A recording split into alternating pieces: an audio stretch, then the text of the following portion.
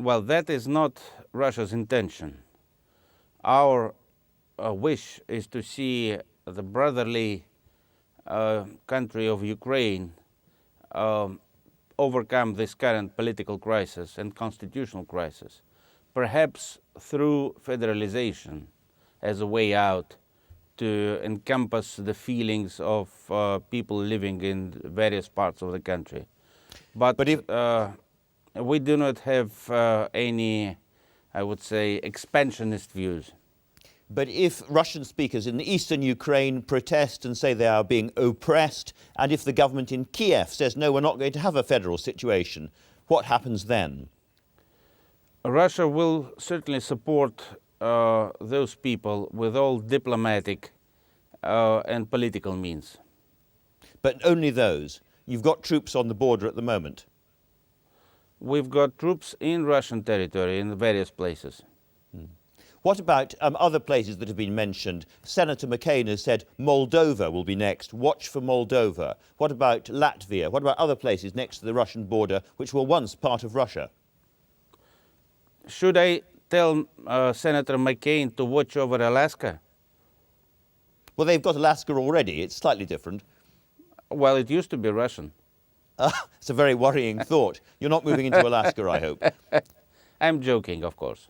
But seriously then, Moldova, Latvia, those countries, have they nothing to fear from Russia at all at the moment? Nobody has anything to fear from Russia. Nobody in this world. What about the measures that have been agreed in the EU? Are you concerned about the measures against individual Russians and the Россия Bank? Is this something that's going to cause consternation in Moscow? I certainly don't think so. I believe these measures are, well, shall I say, irrational, to be politically correct.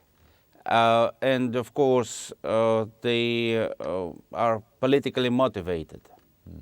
But there's more to come, we're told. There's going to be further economic measures as well. We're not afraid.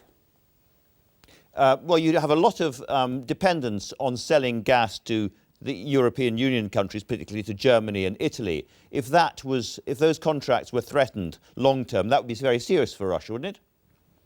It would be equally serious for those countries. But overall, let's face it, we're living in the 21st century in a globalized economy. So I think today everybody is everybody's partner in this global world of ours.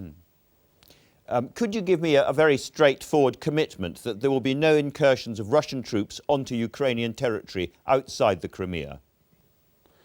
There is no intention of the Russian Federation to do anything like that. That's not quite a commitment, if I may say so, Mr. Ambassador. Well, I'm not the commander-in-chief. You're not, but you do speak for the Russian government. That's as far as you can go. There's no intention, but you can't completely rule it out. Well, the situation in Ukraine is, of course, a source of concern to everybody, including Russia.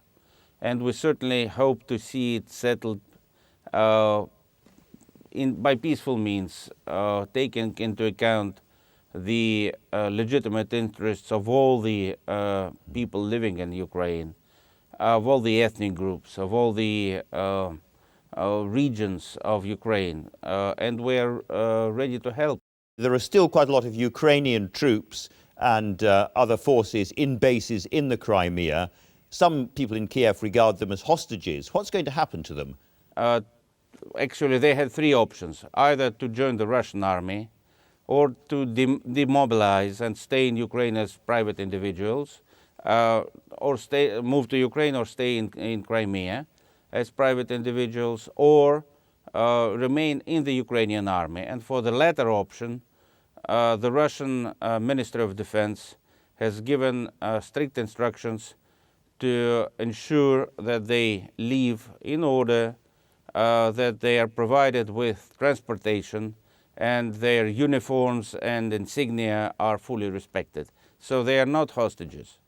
And so far as Crimea is concerned, is there any chance whatever of Crimea not being part of Russia for the foreseeable future, or having a further referendum on independence or something like that? Or is this a done deal? if it's not a deal, it's an expression, a free expression of the overwhelming will of people living in Crimea. It was a process of reunification with Russia, actually.